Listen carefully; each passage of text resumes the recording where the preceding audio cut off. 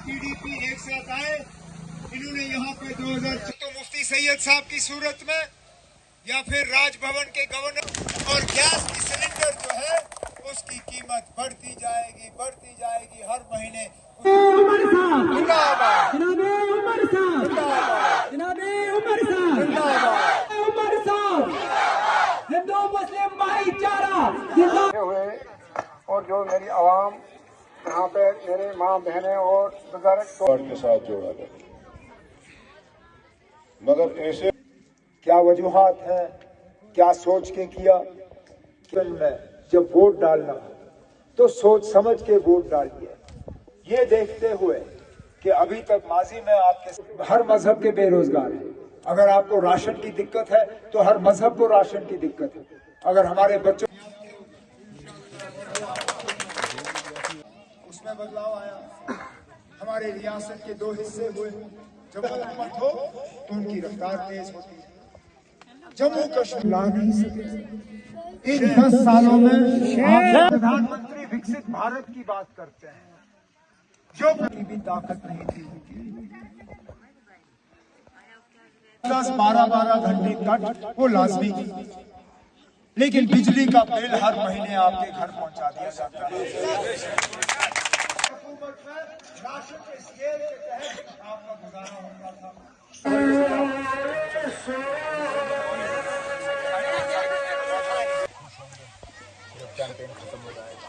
के दरमियान जो आईनी रिश्ता है उस पे मैं रियासत के दर्जे पे बात कर सकता हूँ, मैं 370 और 35A की बात कर सकता हूँ, लेकिन मुझे लगता है आज अगर आप सुनना चाहते हो तो अपने रोजमर्रा के मसलों के बारे में सुनना चाहते हो, आपकी परेशानियों के बारे में सुनना चाहते हो, जो आपको तकलीफें हैं उनके हल के बारे में सुनना चाहते हो, और जानना चाहते हो कि अगर आपने अपने कीमती वोट का इस्तेमाल करके मेरे साथी सजाद कचलू साहब को यहाँ से जितवाया तो फर्क आपकी जिंदगी में क्या आएगा, क्या बेहतरी आएगी, उस वोट का हम एहसान किस तरह चुका पाएंगे।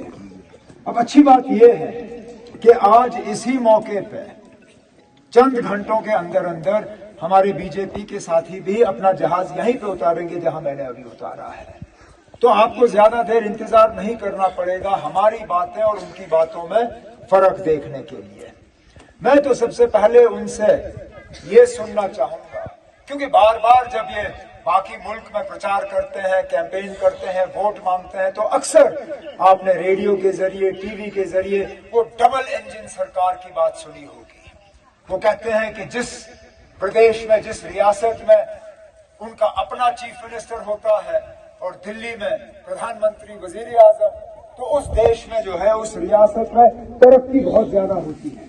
जिस तरह रेलगाड़ी पे अगर सिंगल इंजन डाला जाए तो उस रेल की रफ्तार जो है वो कम होती है, लेकिन अगर उस रेल पे 2 इंजन डाले जाए तो उस रेल की रफ्तार जो है ज्यादा तेज होती है। जम्मू कश्मीर में पिछले 10 साल से इन लोगों की डबल इंजन की सरकार रही है।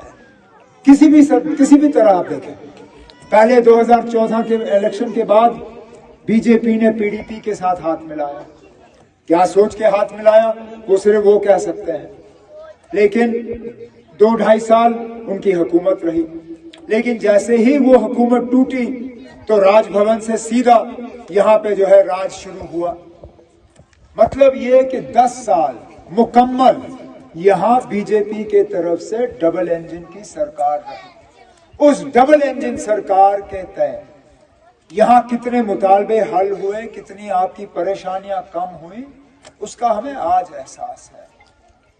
पहले तो देखें, अगर हम रोजगार की बात करें, कौन से ऐसे नौजवान हैं जिनको पिछले 10 साल में यहाँ रोजगार का ऑर्डर मिला। ये नेशनल कॉन्फ्रेंस की सरकार है 2014 से पहले, जो दूर दराज इलाकों में मौके पर डीजी को भेजते थे, वहां पे कैंप लगता था, उसको हम डीजी भर्ती कहते हैं। वहां पे अगर कद बराबर, छाती बराबर, तो डायरेक्ट वहां डीजी दस्तखत करता था और हमारे नौजवान जो है पुलिस में काम करना शुरू कर जाते थे। इन 10 सालों में मुझे एक जगह बताइए जहां इन्होंने डीजी को भेज के नौजवानों को हमारे पुलिस में भर्ती की हो। एक जगह नहीं। हमने स्कूलों को दोबारा चालू करने के लिए रहबर तालीम का स्कीम शुरू किया और ये कहा कि उस गांव का पढ़ा लिखा कोई बच्चा बच्ची जो है उनको हम स्कूल में मास्टर मास्टरानी के तौर पे लगाएंगे। 10 साल हो गए उस स्कीम को तहस नहस किया। अगर हम महात्मा गांधी नरेगा की बात करें, जिस स्कीम के तहत यहाँ छोटे मोटे काम किए जाते थे और उन कामों के जरिए यहाँ वर्क डेज और उनका कार्ड बनता था, आज उस स्कीम को भी तहस नहस किया। अगर हम सोशल वेलफेयर की स्कीमें देखें, जिसके तहत आपको हुकूमत की तरफ से मदद मिलती थी, चाहे old age pension, window pension, बाकी तरीकों से, उसमें भी इन्होंने कटाई की। सजाद ने अपनी तकरीरों में यहाँ प्रोजेक्टों की बात की और ये सही है। यहाँ कम से कम 4 बड़े हाइड्रो इलेक्ट्रिक बिजली के प्रोजेक्ट जो हैं वो काम कर रहे हैं। उन प्रोजेक्टों में से आप लोगों को कितना फायदा हुआ वो पूछें। जब वो आ जाते हैं यहाँ पे अपनी तकरीर करने के लिए और वोट मांगने के लिए, पूछें जनाब यहाँ तो प्रोजेक्ट बन रहे हैं, उन प्रोजेक्टों में हमारे बच्चों को बच्चियों को क्या नौकरी मिलने का हक नहीं था? क्या हमारे लोगों को ठेका मिलने का हक नहीं था? क्या हमारा इसमें शामिल होने का कोई हक नहीं था? अगर इन लोगों ने अपनी हुकूमत का इस्तेमाल किया तो सिर्फ और सिर्फ आप लोगों को परेशान करने के लिए। देखिए आप किस लिहाज से इन्होंने परेशान नहीं किया। अगर बिजली की हम बात करें, वैसे तो बिजली जो है दिन में 8-8, 10-10 घंटे ये कट करते हैं, लेकिन बिजली की फीस आज आसमान में। जहां हमारे दौरे हुकूमत में महीने का बिजली का बिल 250 रुपए, 300 रुपए, 350 रुपए, आज इन देहाती इलाकों में महीने का बिजली का बिल कम से कम 1650 रुपए। आपकी आमदनी क्यों ना 1500 रुपए हो, बिजली का बिल आपको 1650 रुपए का मिलेगा। महंगाई ने यहाँ लोगों की कमरें तोड़ दी हैं। अब वजीर आजम साहब ने एक स्कीम के तहत आप लोगों को गैस के चूल्हे बांटे थे। कहा था कि ये चूल्हा पकड़ो, आपको अब बिजली, ये मतलब बिजली इस्तेमाल करने की जरूरत नहीं पड़ेगी, आपको लकड़ी जलाने की जरूरत नहीं पड़ेगी, आपको गोबर जलाने का जरूरत नहीं होगा। लेकिन वजीर आजम साहब और उनके साथी उस वक्त ये कहना भूल गए कि चूल्हे के साथ गैस सिलेंडर खरीदना पड़ता है और हर महीने उस गैस सिलेंडर की कीमत बढ़ जाएगी।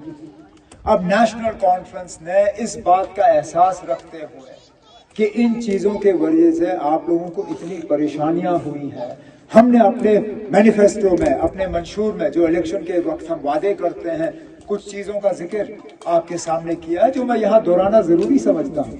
जहाँ पे बिजली की हमने बात की, जहाँ आपका बिल 1600-1800 रुपए महीने का आता है, वहां पे नेशनल कॉन्फ्रेंस ने वादा किया है कि हमारी हुकूमत आई तो हम आपको 200 यूनिट मुफ्त बिजली फराहम करना शुरू करेंगे।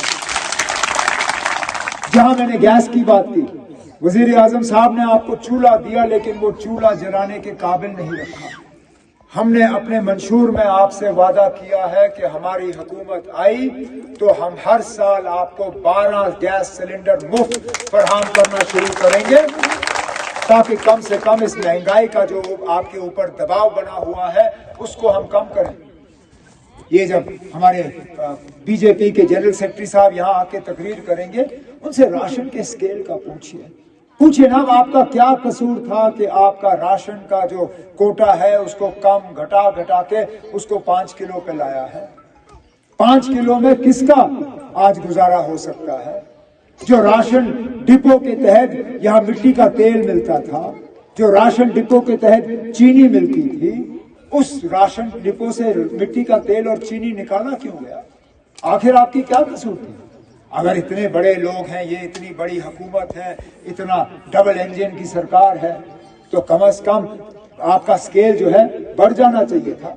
हमने अपने मंशूर में लोगों से वादा किया है कि अगर नेशनल कॉन्फ्रेंस की हुकूमत आई, एक तो हम राशन डिपो के जरिए दोबारा आपको चीनी और मिट्टी का तेल जो है वो फराहम करना शुरू करेंगे और राशन के स्केल को बढ़ा के हम उस लेवल पर लाएंगे ताकि राशन से आपका गुजारा जो है इस राशन डिपो के तहत हो पाए।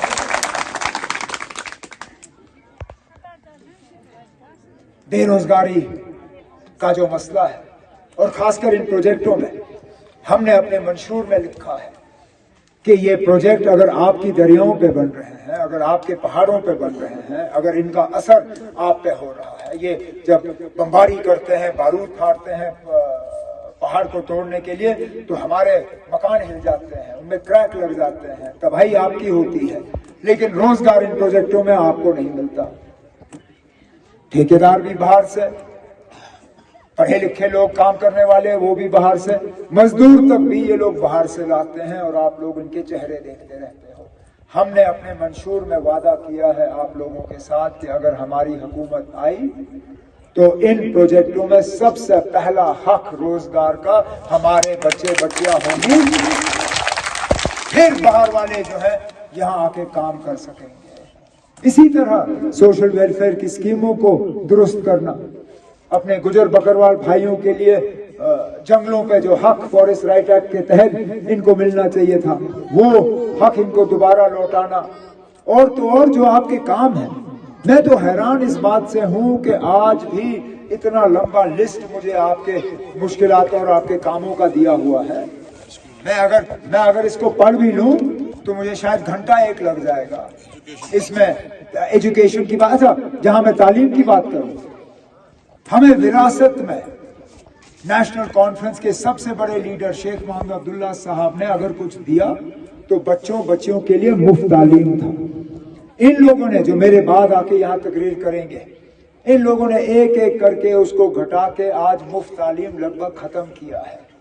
हमने अपने मंशूर में, अपने मैनिफेस्टो में यहाँ के बच्चियों से वादा किया है कि अगर हमारी हुकूमत आई, हम दोबारा यूनिवर्सिटी तक इन बच्चों को मुफ्त तालीम फराहम करना शुरू करेंगे ताकि ये भी मुकाबला कर सकें शहर के बच्चों के साथ, बाहर के रियासत के बच्चों के साथ, और अपना हक जो है हासिल कर सकें।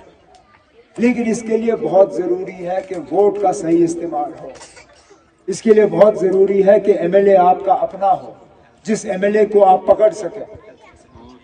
यहाँ पे अब जैसे मैंने कहा, यहाँ कामों की कोई कमी नहीं है। सड़कों को लेके, हेल्थ स्कीमों को लेके, स्कूलों को अपग्रेडेशन की बात है, यहाँ हायर सेकेंडरी स्कूल खोलने की बात है, यहाँ राशन डिपो खोलने की बात है, यहाँ इन इलाकों को टूरिज्म के नक्शों पे लाने की बात है।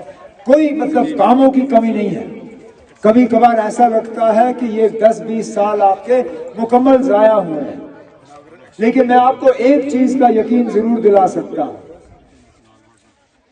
मेहनत करने में और भाग दौड़ करने में सजाद किचलू साहब कोई कसर बाकी नहीं रखते हैं। कभी बैठते नहीं हैं, कभी घर नहीं बैठते। जब मैं इनको ढूंढने की कोशिश करता हूं तो अपने इलाके में किसी ना किसी पहाड़ी पे जो है ये अपने लोगों के साथ वहां पे मिल रहे होते हैं, उनके मुश्किलात और मुतालबे हल करने की कोशिश कर रहे होते हैं। तो मेहरबानी करके आप एमएलए वोट चुनिए जो कल को आपके वोट लेने के बाद गायब ना हो, जिसको आप पकड़ के बुला से कह सके ना हमने आपको वोट दिया, अब आपने हमारे काम करने हैं।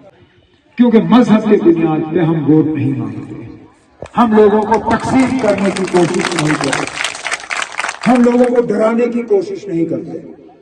मैं यहाँ पे तकरीर में यही नहीं कहूंगा कि फलाना मजहब खतरे में है या ये मजहब खतरे में है कि आप वोट दो तो हमें फलाने को बचाना है। जब तक तबाही होती है तो सबकी होती है। आज जब आप परेशान हो तो आप सब परेशान हैं। आपकी परेशानी सिर्फ एक मजहब तक बंधी हुई नहीं है। यहाँ अगर बेरोजगार है तो हर मजहब के बेरोजगार हैं। अगर आपको राशन की दिक्कत है तो हर मजहब को राशन की दिक्कत है। अगर हमारे बच्चों को हाई स्कूल तक पहुंचने की परेशानी है तो हर मजहब के बच्चों को उस हाई स्कूल तक पहुंचने की परेशानी है। यहाँ एक तंजीम है जो मेरे बाद यहाँ आएगी, जो मजहब का इस्तेमाल करती है वोट हासिल करने के लिए, क्योंकि उसके अलावा इनके पास और कुछ नहीं है। वो डरा धमका के वोट लेते हैं। वो ये कहते हैं कि फलाना मजहब खतरे में है, आपको वोट देना है। बड़ी अच्छी बात यह है कि ये स्कीम जो है पार्लियामेंट इलेक्शन में भी नहीं चला। जो लोग 400 पार की उस वक्त बात कर रहे थे, 240 पे उनकी गाड़ी रुक गई। इस इलेक्शन में भी मेरी उम्मीद है कि आप उनके इस साजिशों को, इन नारों को जो है कामयाब नहीं होने देंगे। आप अपने मुस्तकबिल के बारे में सोचिए, अपने बच्चों बच्चियों के मुस्तकबिल के बारे में सोचिए, इनकी बेहतरी के बारे में सोचिए, अपने बेहतरी के बारे में सोचिए और अपने वोट का जो है, क्योंकि ये वोट एक बहुत कीमती अमानत है। इस वोट से आप बहुत कुछ बदल सकते हो और अभी आपके पास वक्त है बातों पे गौर करने का। वोटर का यही फर्ज है कि वो तमाम उम्मीदवारों के बारे में सुने, देखें, उनकी बातों को समझें और उसके बाद पोलिंग बूथ के अंदर जाके वोट का अपना फैसला करें। मैं आपसे सिर्फ ये गुजारिश करूंगा कि सब तमाम बातों को सुनने के बाद आप अपने वोट का सही इस्तेमाल करिए। और मेरी आपसे मोतबाना गुजारिश है कि 18 सितंबर को जब यहाँ वोट डालने का दिन होगा तो अपनी बेहतरी के लिए, आपकी तरक्की के लिए, आपके मुश्किलातों को हल करने के लिए आप एक सही नुमाइंदा सजाद किचलू साहब की सूरत में यहाँ से कामयाब करके भेज दीजिए।